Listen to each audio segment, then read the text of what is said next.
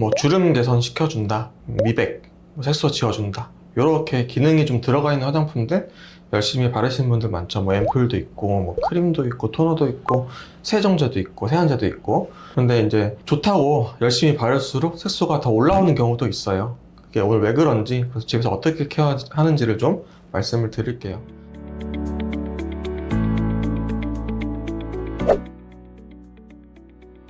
기능성 화장품들의 대부분의 핵심 성분은 각질 제거 성분이 들어있어요. 비타민 계열도 있고, 나이아신아마이드 계열도 있고.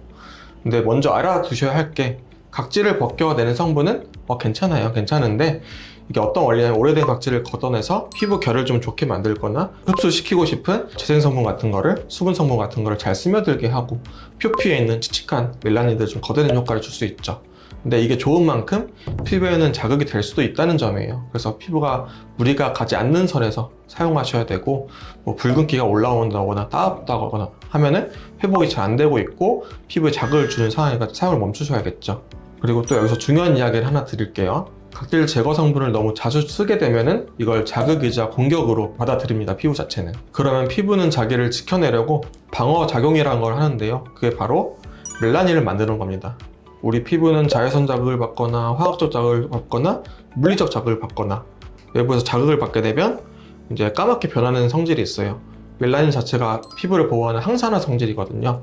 그래서 왜 우리 염증 생기고 나면 그걸 보호하려고 까맣게 변하기도 하잖아요, 색소가. 그런 원리로 이제 색소가 올라오는데, 각질을 벗겨낸 자극 물질을 계속 회복이 안 된 채로 주다 보면은 방어하려고 색소를 더 많이 만들어내게 되는 거죠. 그래서 미백 제품을 열심히 썼는데 기미 같은 게 더 올라오고, 이런 이유가 자극이 너무 돼서 피부가 재생 능력을 못 따라가서입니다.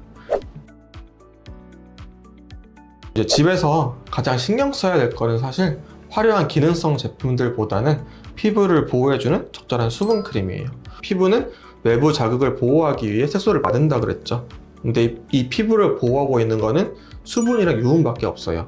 그 유분이랑 수분을 좀 채워줄 수 있는 게 로션, 뭐 수분 크림, 아니면 재생 크림, 보습을 도와주는 제품들이에요. 그래서 로션 제제든 그 크림 제제든, 더 나아가면 진짜 건조한 경우에 바세린 같은 연고성 제제든 맞는 제형을 찾아서 일단 보호를 해주는 게 먼저고요. 그 다음에 뭐 피부가 보호가 잘 되고 있다면은 주름이 좀 고민이다, 좀 기미가 좀 고민이다, 여드름 피부가 고민이다, 이럴 때 기능성 화장품 한두 개 정도만 가볍게 쓰시고 붉은기가 올라오거나 따갑거나 할 때는 사용을 중단해주고 휴식해주고, 이런 과정을 영리하게 집에서 잘 조절하면서 써야 돼요. 그래서 너무 좋은 걸 다 때려박기보다는 결국에는 보호할 수 있는 수분 크림 먼저 발라주는 게 첫 번째고, 기능성 화장품은 소량만, 한두 가지 정도만 무리가 가지 않는 선에서 조절하면서 사용하셔야, 그게 바로 영리한 관리법일 것 같습니다.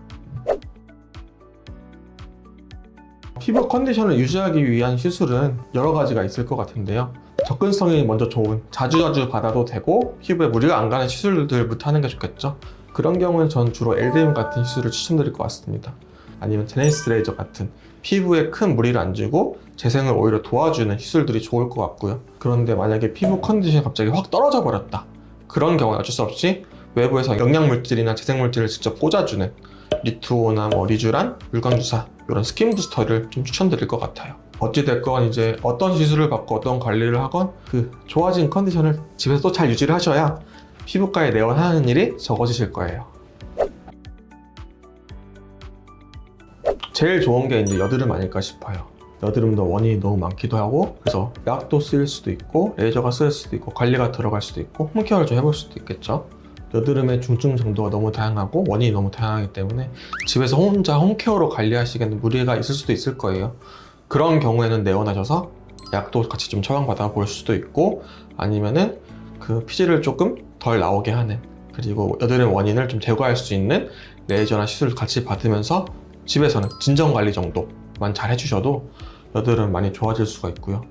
또 여드름이 중요한 게, 여드름은 한번 확 올라오게 되고 그게 빨리 가라앉지가 않으면은 폐인 흉터가 생깁니다. 근데 이 폐인 흉터를 치료하는 과정은 좀 고통스러운 편이거든요. 그래서 일단 안 나도록 예방하는 게 중요하고, 나더라도 빨리 가라앉히는 게 중요해요. 그래서 여드름을 집에서 관리하는데 시간이 어느 정도 지나도 잘 안 가라앉는다 하신다면 피부과를 방문해서 나중에 흉터 들어갈 때 또 돈 쓰이고 이제 신경 쓰이고 또 고통도 받고 하면 힘드니까 빨리 가라앉히고 유지시켜주는 게 제일 중요하다고 생각합니다.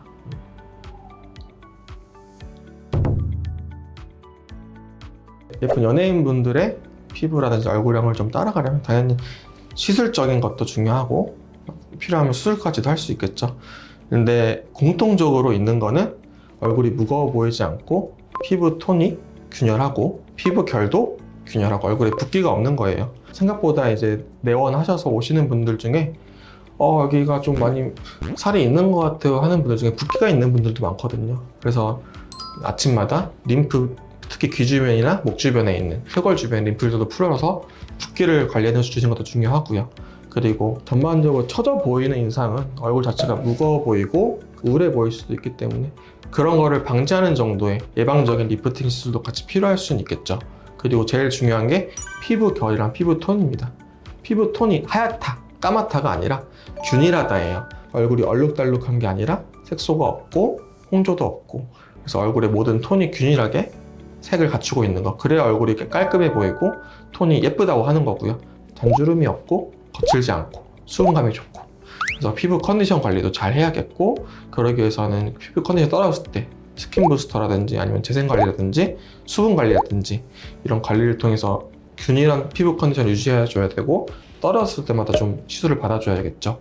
그리고 피부 결을 위해서는 모공이랑 잔주름이 중요한데, 우리 얼굴은 수분을 가득 머금을수록 주름은 좀 연해 보이거든요. 그래서 마찬가지로 아까 컨디션 얘기랑 통하는 얘기예요.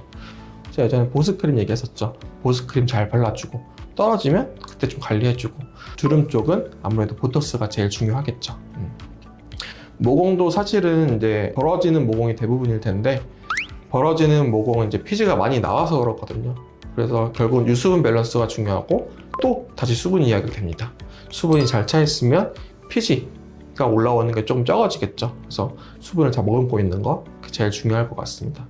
물론 눈, 코, 입이 다 이쁘고 얼굴이 조화만한 거 중요하긴 하지만 고급스럽게 배우들처럼 예뻐지려면은 붓기 관리랑 어느 정도의 리프팅 관리랑 얼굴에 수분을 항상 머금고 있을 수 있게 관리하고 시술을 받는 것, 마지막으로 보톡스, 제일 가성비 좋은 시술, 이 4가지 정도가 제일 중요할 것 같아요.